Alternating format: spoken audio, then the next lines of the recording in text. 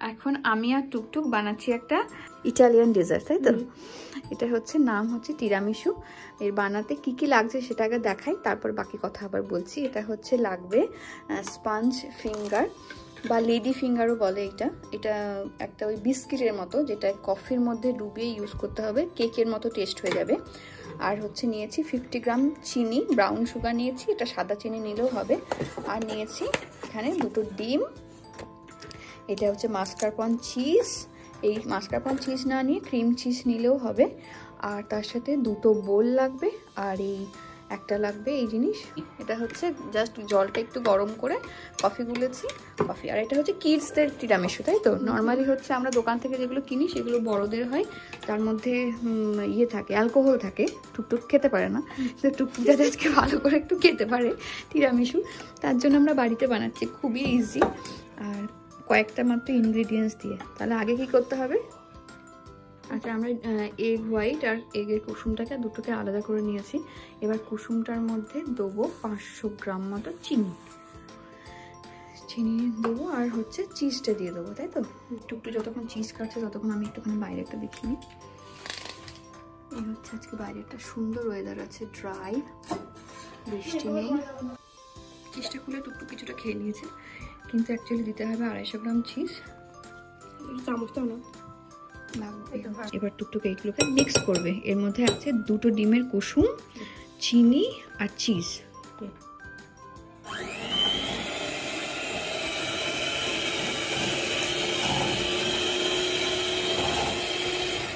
দাঁড়া 1 সেকেন্ড টুকটুক, ওই এটা হচ্ছে কুসুম, চিজ আর চিনি, এই 3টে ফেটানো হয়েছে। এবার হচ্ছে ফেটানো হবে এগ হোয়াইটটা।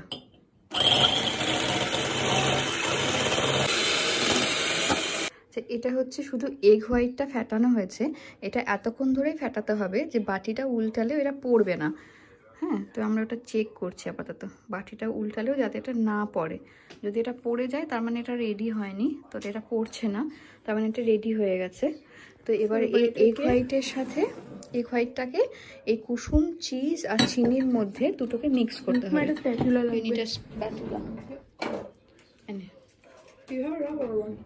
না, রাবার ওয়ান আমার নেই। এবার হচ্ছে এই এগ হোয়াইট আর এটাকে আর ওই ইয়ে দিয়ে হ্যান্ড ব্লেন্ডার দিয়ে মিক্স করতে হবে না, জাস্ট স্প্যাটুলা দিয়ে দুটোকে মিক্স করতে হবে। দুটোকে একসাথে মিক্স করা হচ্ছে।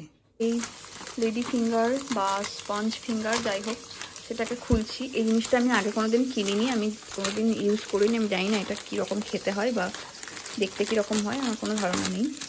চিনি দেওয়া বিস্কিটের মতো দেখতে মনে হচ্ছে, খেয়ে দেখি একটা।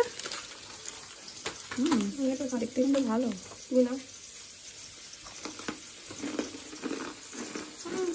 খুব ভালো করতে। তো এখন কি করতে হবে, এইটাকে এই ঠান্ডা কফির মধ্যে ডোবাতে হবে। ডুবিয়ে একটা এরকম বাটি নিয়ে বাটিটার নিচে পাততে হবে, তার উপরে ওই ক্রিমের মিক্সটা দিতে হবে। তারপরে আবার আগে ক্রিম দিতে হবে। তারপরে আবার করে একটা লেয়ার বানাতে হবে লেডি ফিঙ্গার দিয়ে, আবার করে ক্রিম দিতে হবে। দিয়ে এভাবে লেয়ারিংটা এরকম একটা বাটির মধ্যে করে এটাকে ফ্রিজে 2 থেকে 3 ঘন্টা জমতে দিতে হবে। ফ্রিজে মানে ডিপ ফ্রিজে, কিন্তু ফ্রিজারে, নর্মাল ফ্রিজে দিলে জমবে না। এদিকে আমি করছি ডিম ফুলকপি আলু তরকারি, আমার ডিমগুলো পুড়ে যাচ্ছে ওইদিকে কেক বানাতে গিয়ে, তাই এদিকে একটু নাড়িয়ে দিলাম। এদিকে আমার চলছে পুরো আমাদের বাঙালিদের ডিম ফুলকপি আলুর ঝোল, আর এইদিকে চলছে ইটালিয়ান ডেজার্ট। ভেজাতে হবে কিন্তু ভালো করে, হ্যাঁ, মানে যাতে শোক করতে পারে। উল্টো দিকটা ডুবিয়ে নিবি, হাতটা সরা একটু, সফট হয়ে যাচ্ছে। পারবি তুই না আমি করবো? একটু ভেঙে গেল। আচ্ছা, এরকম করে পুরো বেসটা আগে করে নিই, তারপরে আবার দেখাচ্ছি। এটা দেওয়ার পরে এর উপরে আমরা ওই যে মিক্সচারটা ছিল, মিক্সচারটা দেবো। তারপরে আরেকটা লেয়ার এটাকে এই কফির মধ্যে ডুবিয়ে দেবো, আর তার উপরে আবার করে ক্রিমটা দেবো। এখন ক্রিমটা হাফ দেবো, এরপরে আবার ক্রিমটা হাফ দেবো, তারপরে ডিপ ফ্রিজে রাখবো। তো একটা বাটির মধ্যে কি কফিটা দেবো, তাহলে তোর ফ্ল্যাট করে ডোবাতে সুবিধা হবে। এর মধ্যে দিলে না তোর পুরো ফ্ল্যাট করে ডোবাতে সুবিধা হবে।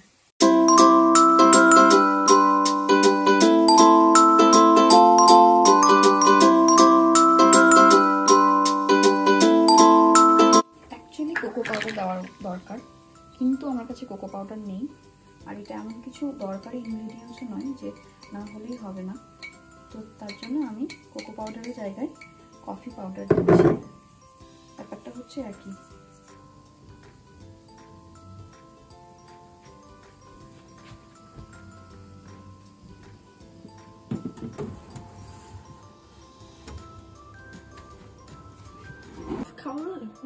আমাদের ফাইনাল টিরামিসুর হচ্ছে এই অবস্থা।